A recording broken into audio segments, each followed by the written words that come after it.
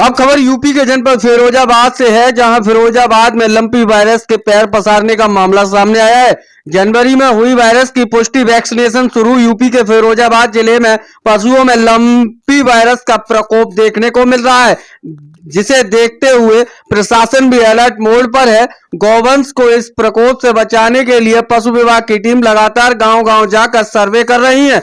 कहीं गायों या भैंसों में यह वायरस तो नहीं है। इसके साथ ही पशुओं को टीकाकरण भी किया जा रहा है, ताकि दूसरे पशुओं में भी इस वायरस के फैलने का रोका जा सके, जिससे फिरोजाबाद में अब तक 7 पशुओं में लंपी वायरस की पुष्टि हुई है, जिनका उपचार किया जा रहा है। फिरोजाबाद में लंपी वायरस के खतरे को देखते हुए पशु चिकित्सा विभाग तेजी से काम कर रहा है। क्या कुछ कहना था अधिकारियों? स्वयं दुनिया हमारे संवाददाता रवि वशिष्ठ व चंचल शर्मा की इस खास रिपोर्ट में। 7 केस मिले हैं lumpy virus skin disease, lumpy skin disease के, और इसमें जो गौवंश हैं ज़्यादातर वो इसके लिए ससेप्टेबल हैं, यानी कि ज़्यादातर इसमें गौवंश में ये बहुत जल्दी बीमारी पहुंच जाती है बनस्पत भैंस के।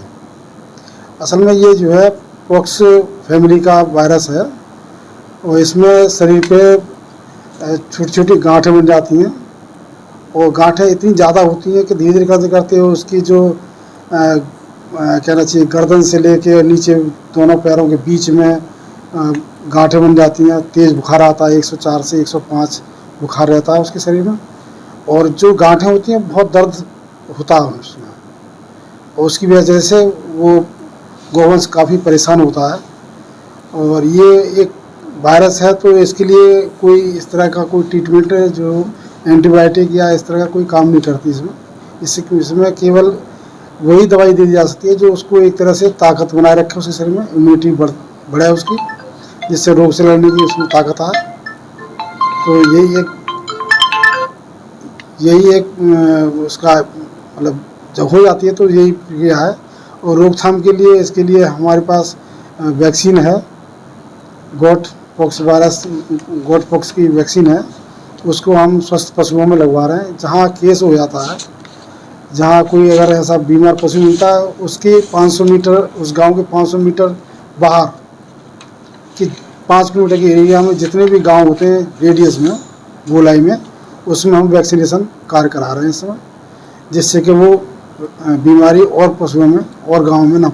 सर, एक गाय और एक भैंस दुधारू पशु है, दूध देता था, इसके दूध के पीने से किसी में इन्फेक्शन या इंसान में कुछ ज़्यादा हो सकता है? वैसे ऐसी कोई रिपोर्ट तो नहीं मिली है, लेकिन चूंकि वायरस है और वायरस है, तो वायरस होने की वजह से इसको उबालना आवश्यक रहता है। कम से कम 2-3 बार अच्छी तरह से 100 डिग्री पे उबाल लिया जाए, ज़्यादा बेहतर रहेगा। हालांकि ऐसी कोई रिपोर्ट नहीं मिली है, लेकिन फिर भी एक सावधानी तो जरूरी है। दूसरा ये है कि जहाँ अगर ऐसे पशु आ गए हैं चपेट में, तो उसको अगर हम उसको हैंडल कर रहे हैं, उसको चारा खिला रहे हैं, उसको खाना पानी पिला रहे हैं, तो उसके बाद फ़ौरन अपने हाथों को साफ़ कर लें, कपड़े साफ़ रखें अपने। उसके बाद ही दूसरे जो हमारे स्वस्थ पशु हैं उनको चारा दें, या उसके लिए अलग ही व्यक्ति उनको चारा अलग दे, उनको अलग चारा दे। सर, अब तक कितने गाँव में वैक्सीनेशन आपकी टीम में कितने गाँव? अब तक 58 गाँव।